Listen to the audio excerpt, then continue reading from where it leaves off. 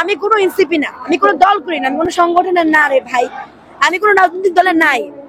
আমি আমি একদম যদি ট্রুলি বলি, আমার ইচ্ছা ছিল আমি এনসিপি কে সাপোর্ট করবো, বাট এনসিপি কে অনেক অনেক ফল দেখছি এনসিপি, এই জন্য আমি আর যাইনি। আমার অনেক কিছু দেখছি, সেটা বিষয়ে আমরা এখন না আসি। এখন এখন আমি যদি রাজনৈতিক আমি যেহেতু একটা জায়গায় আন্দোলন করছি, আমি একটা ছাত্রদের একটা রাজনৈতিক দল তৈরি হয়েছে, সবারই পার্সোনালি ইচ্ছা ছিল এখানে মানে যোগ হওয়ার। কিন্তু আমি যেরকম দেখছি যে আমার চোখে যেরকম রাজনৈতিক দল দরকার ছিল, এটা তো এরকম হয় না, এই জন্য আমি যাইনি। একটা ফ্যাসিস্ট সরকার ছিল, সেটাকে আমরা নামাইতে মানে একটা লিগ্যাল যুদ্ধ ছিল, সেটার জন্য জুলাই সনদপত্রটা আমাদের একটা প্রমাণপত্র বলতে পারি। সেখানে যদি আমরা জুলাই সনদপত্রটা না দেওয়া হয় বা জুলাই ঘোষণাপত্র না দেওয়া হয়, সেখানে ওরা মানে যে কোনো সময় যে কোনো দল বলতেই পারে যে সরকারের বিরুদ্ধে ওরা একটা মানে যারা করছে সেটা একটা দল, বা যাই হোক শিক্ষার্থীরা ছিল না, যে কোনো কিছু বইলে সন্ত্রাসী ঘোষণা করে দিবে। যারা টাকা পয়সা ইনকাম করছে তারা বিদেশ চলে যাবে। আমরা তো মধ্যবিত্ত ফ্যামিলির সন্তান, আমরা টাকা পয়সা ইনকাম করি না, আমরা জুলাইকে বিক্রি করি নি। ইভেন আমরা যতদিন বেঁচে আছি ইনশাল্লাহ জুলাই বিক্রি হবে না আমাদের পক্ষ থেকে। এখন আমি এটাই যে আমি ওই কথাটা আবার বলি যে যেটা নিয়ে আমি হাসিনাকে বলছিলাম, যে যদিও এরকম হয় না এখনো দেশের পরিস্থিতি যে টিয়ার শেল রবার বুলেট নিয়ে আমাদেরকে মারতে আসতেছে, তাও বলি যে সরকারকে যে আমরা যে হাতে কলম ধরি সে হাতে অস্ত্র ধরতে আমরা দুইবার চিন্তা করি।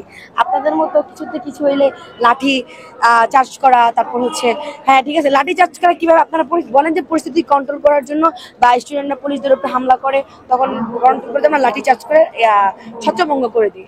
এইটা তো আমরা তো অনেক 5ই আগস্টের পরে অনেক দুই একজন পুলিশকে দেখছি যারা হাওয়ায় লাঠি চার্জ করেও ছত্রভঙ্গ করতে পারছে। আসলে যোগ্যতাটা হচ্ছে মূল কথা।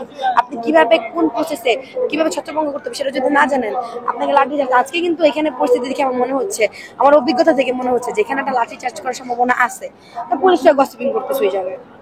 আর যেটা বলবো যে আবার অনেকে এটা নিয়ে প্রশ্ন তুলছে যে আমি তো কি বলে তারিমা আপু তো আমাকে অনেকে মেসেজও দিচ্ছে পার্সোনালি যে বিএনপির যে চাঁদা নিয়ে তারিমা আপুকে দেখছি অনেকবার মানে রাস্তায় নেমে কি এরকম তারিখ জিয়ার ব্যাপারে কথা বলতেছে অনেক কিছু। এখন এনসিপি চাঁদাবাজি করতেছে, এখন কিছু বলতেছে না। যখন 5ই আগস্টের পরে সমন্বয়ক নামের একটা দল তৈরি হয়েছিল, যে কোনো জায়গায় গেলেই তুমি কোন সমন্বয়কের আন্ডারে, আমার সবচেয়ে বড় পরিচয় আমি একজন জুলাই যোদ্ধা, সেটা প্রমাণ পুরো বাংলাদেশে সবাই জানে, 18 কোটি জানে, 18 কোটি মানুষ জানে যে আমি একজন জুলাই সহযোদ্ধা।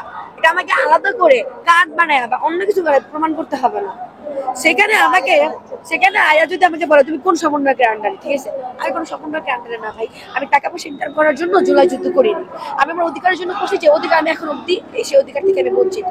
সরকারকে আবারও বলতেছি আপনারা যারা দায়িত্ব নিতে পারছেন না তারা দয়া করে দায়িত্ব ছেড়ে দিন।